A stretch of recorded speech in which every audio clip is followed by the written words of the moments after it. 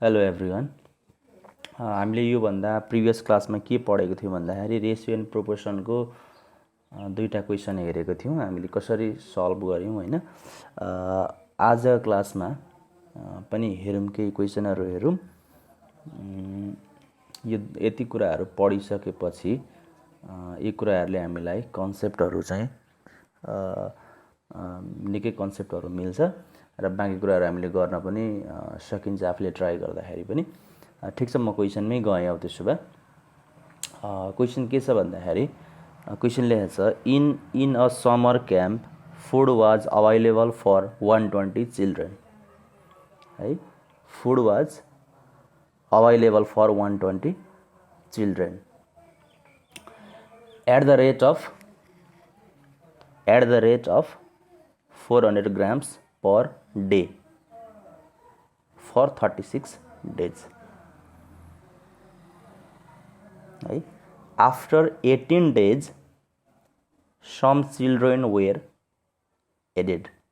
After 18 days, some children were added, and remaining food finished in a 9 days.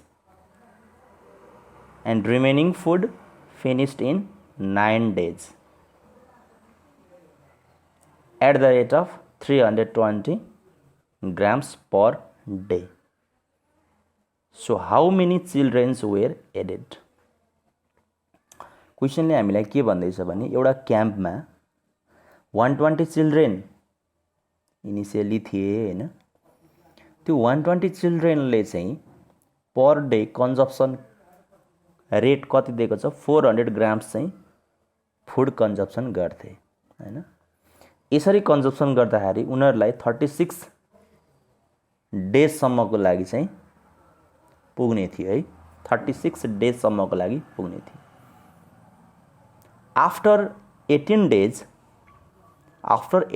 Days some children were added भनेको स्किममा change आइदियो। स्किममा change कस्तो आइदियो भन्दा 18 days पछि केही चिल्ड्रेनहरू चाहिँ त्यहाँनिर त्यो क्याम्पमा एड भए होइन। र remaining food finished in 9 days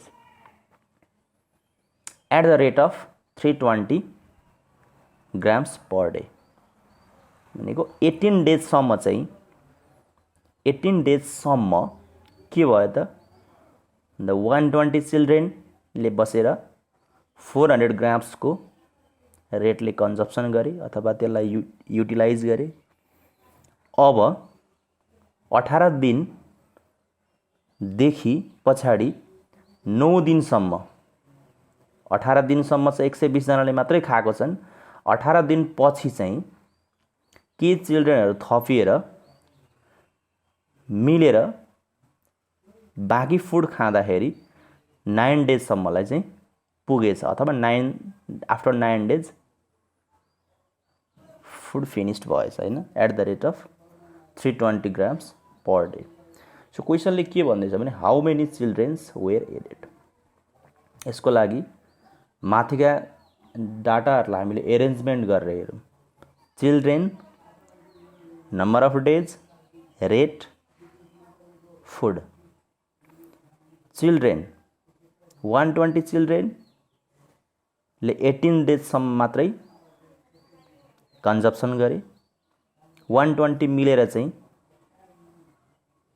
18 डेजसम्म मात्रै कन्जप्सन गरे 400 ग्राम्सले। भने कति फुड कन्जप्सन भयो भन्ने कुरा दिएको छैन है त। के गरौँ, टोटल फुड क्याम्पमा भएको टोटल फुडलाई 1 बुझौँ है त। टोटल फुडलाई कति बुझौँ, 1 पार्ट बुझौँ है। जम्मा फुडलाई 1 बुझौँ। हामी नर्मली के गर्थ्यौँ भन्दाखेरि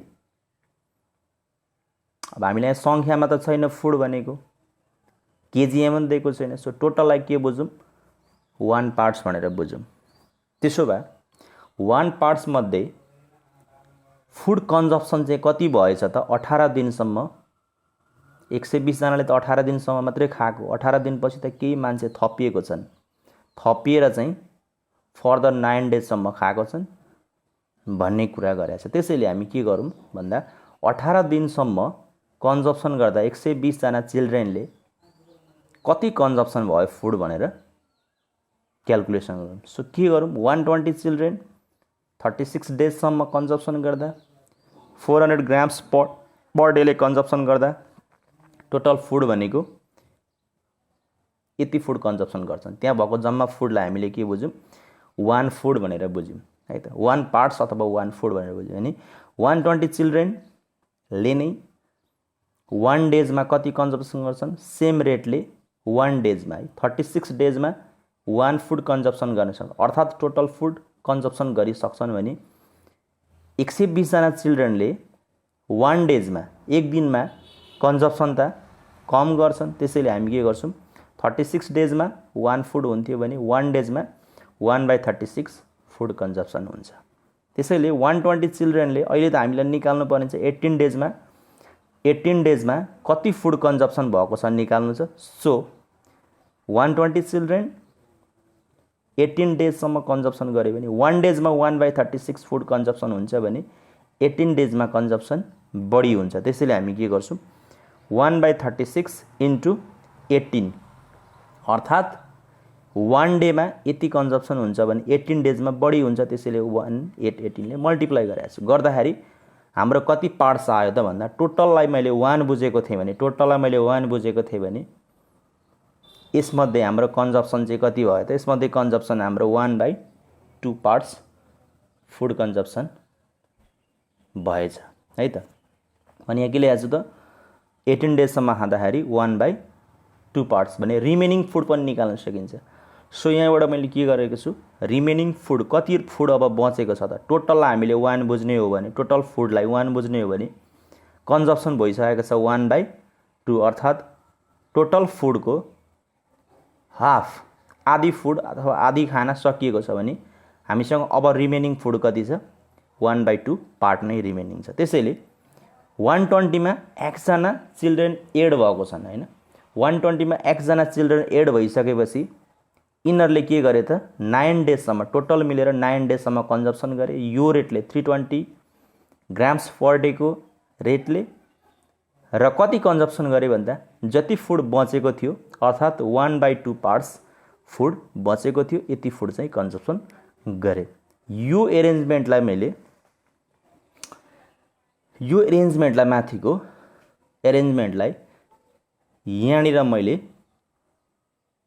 क्याल्कुलेसन गराएको छु है त। जस्तो अब एकपट्टि चाहिने कुरा अहिले हामीलाई के हो त नम्बर अफ चिल्ड्रेन चाहिएको छ। त्यसैले नम्बर अफ चिल्ड्रेन चाहिएको छ भने हामीले के गर्नु पर्यो त नम्बर अफ चिल्ड्रेनलाई एक साइडमा राखेको छु र बाँकी गिभन कुराहरूलाई मैले अर्को साइडमा राखेको छु।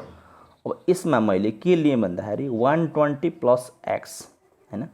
अर्थात् मैले पहिले पनि क्लासमा भनेको थिएँ नम्बर अफ चिल्ड्रेन अब नम्बर अफ डेजको बिचमा कस्तो रिलेसन हुन्छ। नम्बर अफ चिल्ड्रेन धेरै भयो भने थोरै डेजको लागि मात्रै खाना पुग्छ हैन। अथवा धेरैजना पार्टिसिपेसन छन् भने थोरै दिनको लागि मात्रै खाना पुग्छ हैन।